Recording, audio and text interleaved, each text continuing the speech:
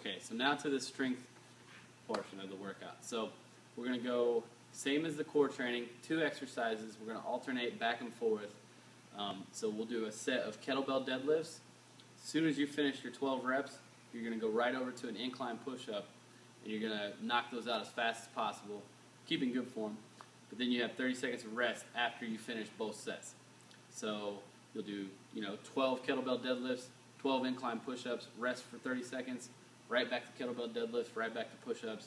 And you're going to do that 4 times. Okay? Kettlebell deadlift is really a hip hinging movement. Okay?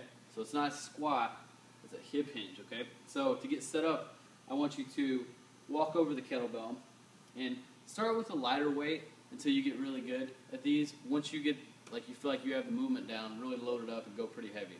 I'm not sure how heavy the kettlebells at the gym are. You'll have to get back with me on that.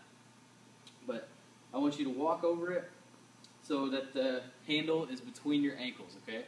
So not here, you want it between your ankles where I have to reach back to get it, okay? I find it helpful to use a target, so I'll actually sit something on the ground so I know that I'm sitting it back, and I know that my feet are over it in the same spot every time. So I'm going to unlock my knees, push my butt back, come down, and grab the kettlebell. Now when I grab it, I want to lock my shoulders back as if someone were going to tickle me. I've got to pull my armpits back and think about bending the handle. So everything's tight. So now when I go, my shins are vertical. You don't want to be here. Now that's just a squat. You want to really push your butt back. My back's flat. And then lock it in, pick it up, lock it out. Come down nice and slow, sit a bit back between your heels. The things you don't want to do are get loose with your shoulders. So when you start to pick it up, you see I start out pretty tight, but then I go here if I don't lock my shoulders back. That's no good, okay? That's kind of dangerous on your back. Keep them locked back, right? And the other thing you don't want to do is you don't want to get to where when you pick it up, it floats straight out. Now these are on, I want to work these. So make sure it stays close to your body. Drive up through your heels, lock it out all the way at the top. Don't finish here. Finish here, nice and tall, with your glutes locked tight, okay? Sit it down nice and slow. Keep going. 12 reps of this, okay? If you have trouble getting down to the kettlebell while maintaining a flat back, sit it on something.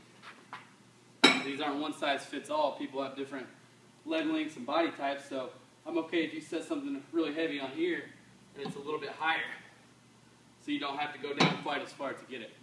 Okay, right from there, you're going to go to incline push-up. There's a couple ways you can do this. You can use a bench if you have the strength to do it. You could use a box, or I like to use a barbell in the squat rack or any kind of rack. So I'll show you this one. You're just going to set up hands right under the shoulders. So I'm not too wide, I'm not too close, right outside shoulder width.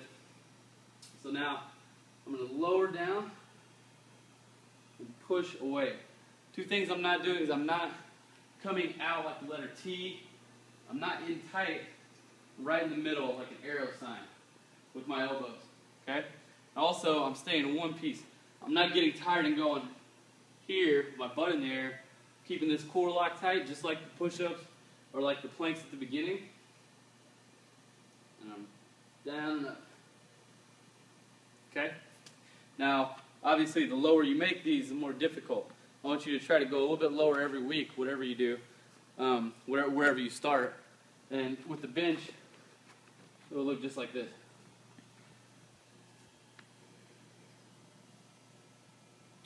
Okay. So those are those 2. You're gonna, move through those pretty quickly.